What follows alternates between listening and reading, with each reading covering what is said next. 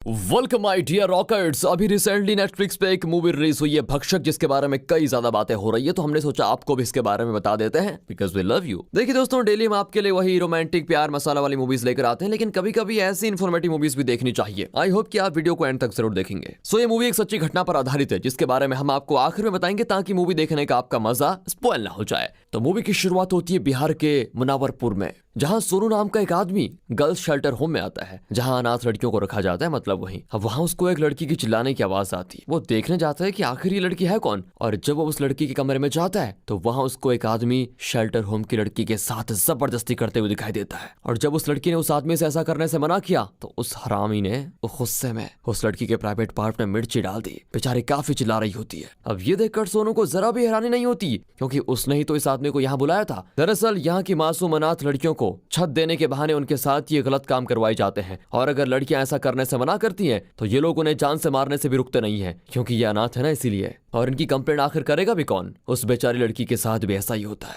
मिर्ची की वजह से बेचारी बहुत चिल्ला रही होती है। फिर सोनू और वो आदमी मिलकर उस लड़की को मार देते हैं ताकि उसकी आवाज बाहर ना जा पाए। फिर दोनों उसका अंतिम संस्कार भी करवा देते हैं, लेकिन अंतिम संस्कार करने वाले आदमी से कहते हैं कि अगर इसके बारे में किसी को भी भनक लगी तो अगली चिता तुम्हारी होगी। और ये सुनकर वो आदमी भी डर जाता है, उस लड़की को जल्दी से जला भी देता है। अगले सीन में गुप्ता नाम का खबरी वैशाली नाम के न्यूज रिपोर्टर के पास एक सोशल ऑडिट रिपोर्ट की फाइल देता है और कहता है कि पिछले साल शेल्टर होम में एक सर्वे किया गया था, जिसमें पता चला कि मुन्नावरपुर के शेल्टर होम में लड़कियों के साथ गलत काम करवाए जा रहे हैं। इस रिपोर्ट को आए 2 महीने हो चुके हैं, लेकिन ना ही पुलिस वाले और ना ही सरकार इस पर ध्यान दे रही है, और देगी भी कैसे, क्योंकि सबके सब मिले हुए हैं। अब ये न्यूज आपको अपने चैनल पर दिखानी चाहिए, क्योंकि किसी को तो इसके बारे में आवाज उठानी होगी। ये सुनकर वैशाली उस रिपोर्ट को अपने पास रख लेती है। अगले दिन वैशाली अपने कैमरामैन भास्कर के साथ उसी शेल्टर होम में आती है और बाहर से वो उस जगह की फोटोज वगैरह खींचने लगती है, लेकिन सोनू उसे ये कहते हुए भगा देता है कि यहाँ फोटोज खींचना अलाउड नहीं है, चलो यहाँ से। और ये सुनकर वैशाली को शक होता है कि जरूर यहाँ पर कुछ तो गड़बड़ चल रही है, इसीलिए वो वहां से मुनावरपुर के चाइल्ड वेलफेयर कमेटी में आकर मिथिलेश नाम के आदमी से इसकी शिकायत करती है। वो कहती है कि रिपोर्ट को आए 2 महीने हो चुके हैं, लेकिन अभी तक किसी ने इस पर ध्यान क्यों नहीं दिया। मिथिलेश कहता है कि हमें तो ऐसी कोई रिपोर्ट नहीं मिली, सरकार हमें रिपोर्ट भेजती तो हम ध्यान देते, और हम तुम्हारी रिपोर्ट पर कैसे भरोसा कर सकते हैं? क्या पता ये झूठी हो सकता है तुमने अपने चैनल की टीआरपी को बढ़ाने के लिए ऐसी नकली रिपोर्ट बनाई हो। तो अब ये सुनकर वैशाली भी परेशान हो जाती है कि क्या करें इस सिस्टम का। जिन पे भरोसा करना चाहिए उन पे भरोसा किया नहीं जाता, जिन पे नहीं करना चाहिए उनकी हर बात मानी जाती है। अब वैशाली जैसे घर आती है तो उसका पति अरविंद उससे कहता है कि बंसी नाम के एक आदमी का फोन आया था, वो मुझे धमका रहा था कि अपनी पत्नी को मुनावरपुर के शेल्टर होम की रिपोर्टिंग करने से रोक दे, वरना अनजान बुरा होगा। अब तुम बताओ मैं करूं क्या? तुम पढ़ती क्यों ऐसे लफड़े में?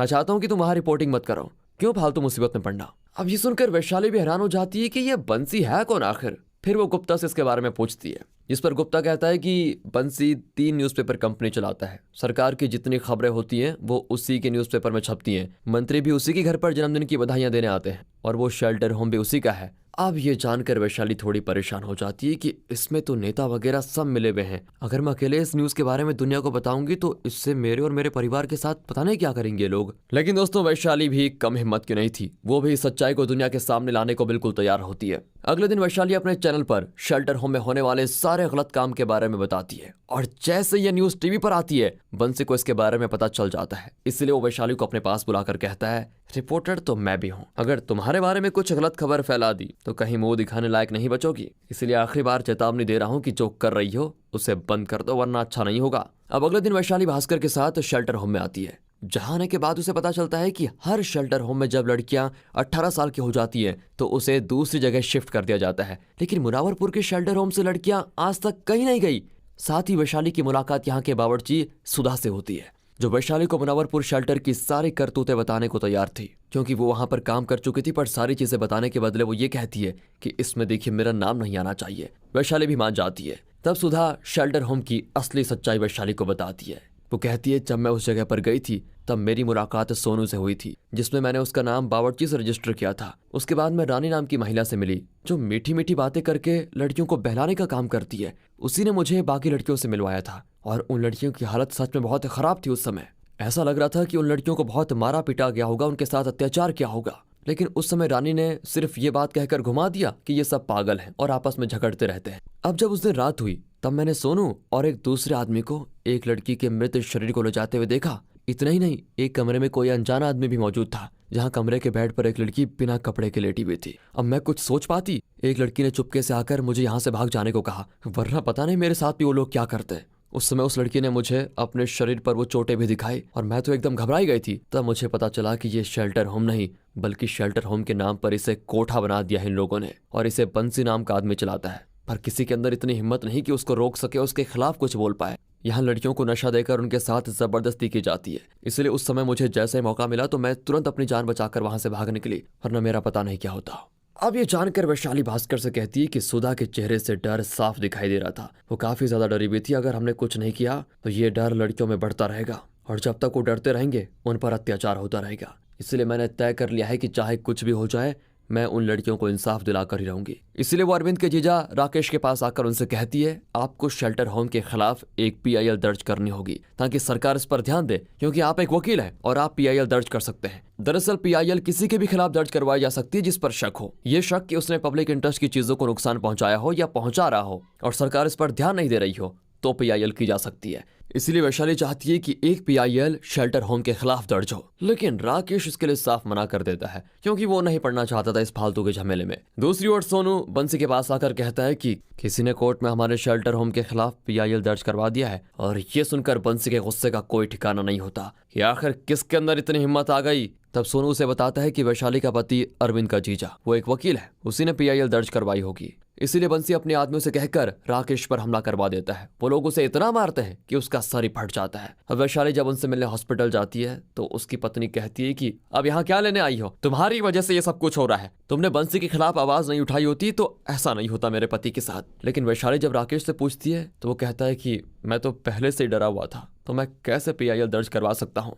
किसी दूसरे इंसान ने उसे दर्ज किया होगा, मैंने नहीं किया, लेकिन जिसने भी किया सजा मुझे मिल गई है। दरअसल वो PIL गुप्ता ने दर्ज करवाई थी ताकि इससे सरकार शेल्टर होम के मामले पर ध्यान दे, लेकिन उसकी वजह से राकेश पिट गया बेचारा। अब इसके बाद वैशाली पुलिस में इसकी शिकायत करती है, लेकिन पुलिस वो कहाँ बंसी से डरेगी। वो वैशाली को तुरंत भगा देती है। अब वैशाली को अकेला उदास देखकर अरविंद उससे कहता है कि मुझे माफ कर दो, मैंने तुम्हें बंसी के खिलाफ आवाज उठाने से रोका, लेकिन अब मैं ऐसा नहीं करूंगा, मैं तुम्हारा पूरा साथ दूंगा। ये सुनकर वैशाली खुश हो जाती है और अरविंद के साथ एक वीडियो रिकॉर्ड करके बंसी और शेल्टर होम के बारे में सारी बात बताती है, जहां वो ये भी कहती है कि आज से हमारे चैनल पर बंसी और सरकार की नाकामियों के खिलाफ स्पेशल रिपोर्टिंग होगी जिसका नाम होगा भक्षक, ताकि ये मुद्दा जल्दी ठंडा ना पड़ जाए। अब वैशाली नई पोस्ट हुई SP जसमीत के पास आकर उन्हें इसके बारे में सारी बात बताती है। वो सोचती है कि शायद वो मेरी मदद कर पाए, इसलिए जसमीत के कहने पर पुलिस वाले सोनू को गिरफ्तार करने शेल्टर होम आ जाते हैं, क्योंकि उसने ही राकेश को पीटा था। पर वहां बंसी आकर उन पुलिस वालों को ये कहते हुए भगा देता है कि सोनू यहाँ नहीं है।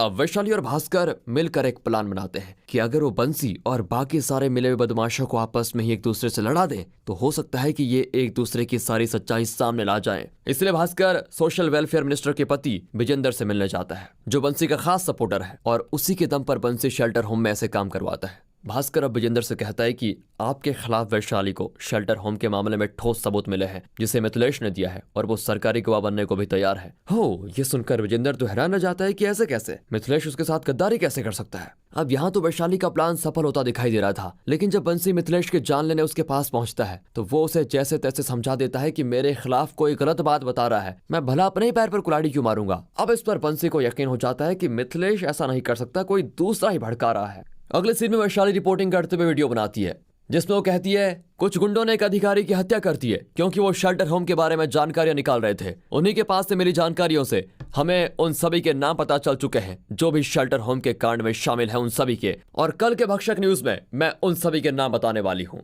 अब ये वीडियो देखकर बंसी और बाकियों की हालत एकदम खराब हो जाती है, लेकिन असल में वैशाली के पास ऐसी कोई जानकारी थी नहीं, वो तो बस नाटक कर रही थी ताकि इसके खिलाफ कोई ना कोई एक्शन लिया जाए, और उसका ये नाटक हो जाता है सफल। अब CM विजेंदर की पत्नी से फोन करके कहते हैं जो भी शेल्टर होम के मामले में सामने आए हैं उनके खिलाफ जल्द से जल्द कार्रवाई करो। और ये सुनकर विजेंदर तो घबराया जाता है क्योंकि उसकी करतूतें सामने आने वाली है और उसे सब कुछ दिखाई दे रहा है कि अब मैं गया काम से। अब इस चीज से वैशाली खुश हो रही होती है कि तभी जसमीत उसे फोन करके कह देती है अभी खुश होने की जरूरत नहीं है, सारी लड़कियों का सबसे पहले मेडिकल टेस्ट होगा, अगर उनके साथ जबरदस्ती की रिपोर्ट सामने आई तभी बंसी के खिलाफ आवाज की जाएगी, और इस रिपोर्टिंग की जिम्मेदारी चाइल्ड वेलफेयर कमेटी को दी गई है जिसका हेड मिथिलेश है, जो गलत रिपोर्ट बनाकर सरकार को भेज देगा, इसमें कोई शक नहीं है। और अगर तुम्हें बंसी को गलत साबित करना है तो तुम्हें खुद उसके खिलाफ सबूत लाने होंगे। अब ये सुनकर वैशाली परेशान हो जाती है कि अब फिर से नई प्रॉब्लम। तब उसे सुधा याद आती है कि अगर वो बंसी के खिलाफ गवाही देने को तैयार हो जाए तो बंसी को कोई नहीं बचा सकता, क्योंकि उसने सारी चीजें अपने आंखों से देखी हैं। सुधा ने मतलब पहले तो डर होने की वजह से सुधा नहीं मानती, लेकिन बाकी लड़कियों को बंसी जैसे लोगों से बचाने के लिए वो मान जाती है और अपना चेहरा छुपाकर वैशाली के चैनल पर बंसी और उसके शेल्टर होम की सारी करतूतें बता देती है। और देखते देखते ये न्यूज पूरे देश में वायरल हो जाती है। अब न्यूज के वायरल होते ही जसमीत अपने साथियों के साथ शेल्टर होम पहुंचकर सभी को गिरफ्तार कर लेती है। साथ ही वो लड़कियों के चेहरे पर कपड़ा डालकर बाहर निकालती है ताकि दुनिया को पता न चले कि वो लड़की कौन है। वहीं इस न्यूज को कवर करने के लिए बड़े बड़े मीडिया चैनल के रिपोर्टर मौजूद होते हैं जो बंसी को जेल जाते हुए रिकॉर्ड कर रहे होते हैं। तब जाने से पहले बंसी वैशाली को देखकर हंसने लगता है, क्योंकि उसे समझ नहीं आ रहा था कि एक मामूली रिपोर्टर ने उसे जेल पहुंचा दिया। और दोस्तों ये सीन काफी प्राउड मोमेंट वाला होता है, लेकिन विजेंदर और बाकी अभी जेल से बाहर थे क्योंकि उनके खिलाफ वैशाली के पास कोई ठोस सबूत नहीं था। इसीलिए वो अपने चैनल पर वीडियो बनाकर कह दिए आज मुद्दा वायरल है तो सभी इसके बारे में सोशल मीडिया में कहेंगे, पर फिर वही कुछ दिनों के बाद सब शांत हो जाएंगे और तब तक शांत रहेंगे जब तक उनके अपनों के साथ ऐसा ना हो जाए। लेकिन तब जब आप आवाज उठाने जाएंगे तो आपकी सुनने वाला कोई नहीं होगा। इसीलिए फैसला आपका है, समाज के रक्षक बनकर गलत के खिलाफ आवाज उठाइए या फिर खुद को भी भक्षक में शामिल कर लीजिए। और इसी लाइन के साथ दोस्तों ये मूवी खत्म हो जाती है। तो ये मूवी सच्ची घटना पर आधारित है। बिहार के मुजफ्फरपुर में ऐसा ही एक शेल्टर होम चलता था जहां लड़कियों के साथ गलत काम किए जाते थे। इसके खिलाफ Tata institute of social science ने रिपोर्ट की थी, लेकिन बंसी जिसका असली नाम ब्रजेश ठाकुर था वो पकड़ा नहीं गया क्योंकि उसकी काफी ऊपर तक पहुंच थी। लेकिन तब सारे एक्टिविस्ट सामने आए जिनकी मेहनत के बाद बंसी और उसके सारे साथियों को गिरफ्तार किया गया और उन्हीं एक्टिविस्ट को मूवी में वैशाली के रूप में दिखाया गया है।